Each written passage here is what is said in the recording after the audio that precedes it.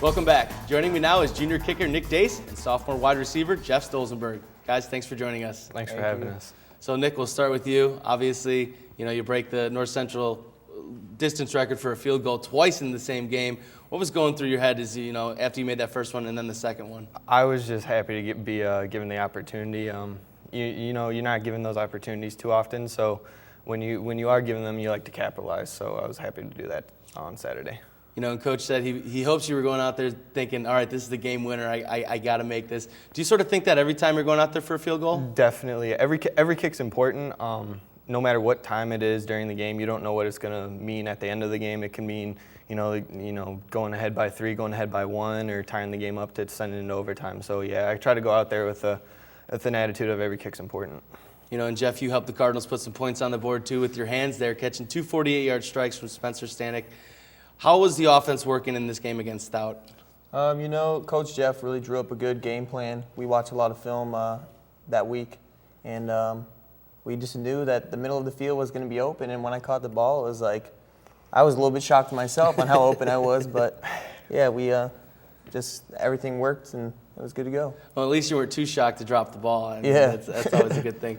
But, the offense does come through, and you guys put some yardage up. You guys don't reach the 40-point mark, which is normally the goal. But what do you think has worked well for you guys in this non-conference schedule that you guys can carry into the conference, schedule? Definitely our running game has been good. We made a few mistakes with fumbles and turnovers and such. But I think with this bye week, we're going to get it all put together, and we should be good to go. And the running game has really been, a three-headed monster. And with Jordan Tassio, Nick Kukoc, and then you have guys like Ryan Kent coming in. How much does it mean to you guys as an offensive unit to know that there's 2 or 3 guys back there that you can really depend on? Makes my job a lot easier blocking the cornerback, because all I got to do is just maybe get 1 or 2 seconds of me on him, and then I know that any one of those guys in the backfield is going to make me right. So it's a good thing to have all those guys. Nick, what do you think is the one thing the Cardinals are really doing strong right now as you guys head into the conference schedule? Like you said, the running game has been really good. Spence has been nice to have back. We missed him, and it's good to see him throwing the ball again. So he's been great for us too. And Spencer's really bounced back from that week 1 loss. How have you guys as a team bounced back, and really sort of capitalized these last 2 weeks? I think that week 1 loss made us all realize how much we all really hate losing. So it was kind of a wake-up call for us, and I think we took practice a little more seriously, and got our assignments right, and just focused in and decided we need to get this done to get the W. We can't just walk in and have it handed to us. With a big weekend in Division III football, the defending national champion, 3-time defending national champions fall. That just shows that anybody can really lose in this game. Am I right? Exactly. Yep. That was quite the I guess wake up call for them too.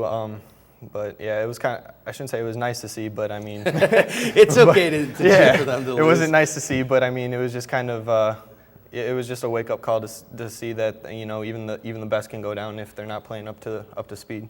And Jeff, how do you guys keep that mentality that really any given Sunday or any given Saturday, I should say, that a team that isn't expected to beat one team could beat a team? I don't know. You just got to come out and take it one day at a time, and just really make sure that you're practicing for that team, and never look ahead. Like Coach said, we've been focusing only on Elmhurst, and just got to take it every day, one day at a time, and practice. And the rest of us look ahead at the CCIW schedule because we're not the guys that have to play on the field. And, we see the Wheatons and the Illinois Wesleyans that are ranked teams. How do you guys focus solely on the Blue Jays and just making sure you go 1-0 that week?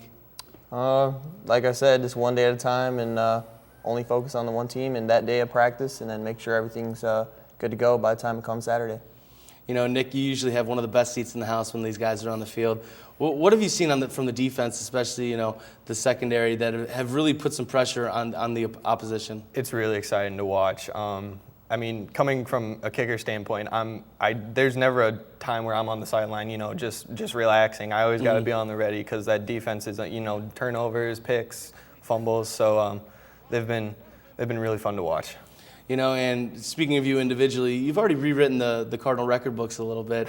The only thing that you really haven't reached, you got the field goal record, you have the point after record, is the scoring record. Are you keeping track of that at all, or are you just going out there and playing? I'm just going out and playing. I'm not too worried about it. But, yeah, I don't even – I read an article, but that was about it. You read an article that Jeff mentioned it. Are the teammates keeping track so they know when to, give Nick a little rousing? I don't know about that, but we know that if we score, he's going to make the extra point, so he's going to get up there. And talk about the way you guys have scored this year. Not just the rushing, but your receiving core has really done a good job. And you guys lost basically your top 5 receivers from last year. How have you guys stepped up and been able to respond to those that graduated or switched to defense in Nick Slezak? Well, we still have Manny Morez, so we are all looking at him as sort of the grandpa. And he's how does he feel about that? I think he likes it, but yeah, he's done a great job. Him and Coach Spencer, our wide receiver coach. How have you guys worked well with Spencer Stanek this year? He didn't throw you guys the ball at all last year, but this year you guys seem to really have some chemistry. He found 7 different receivers on Saturday. Well, we got a chance to work with him in spring, so that helped a lot. And there's not that much of a difference between him and Tyler Dickin from last year. Mm-hmm. Spencer throws a really good ball. It's always a tight spiral. It's always in there quick. So, it was an easy adjustment for us going from Dickin to Spence. But, yeah, it's been great. All right, well, congratulations on the win this weekend, guys, and get some rest during the bye week. Thank you. Thank you. After the break, we'll be joined by North Central College Sports Information Director Clark Tusher and take a look at other fall sports in action. Don't go away.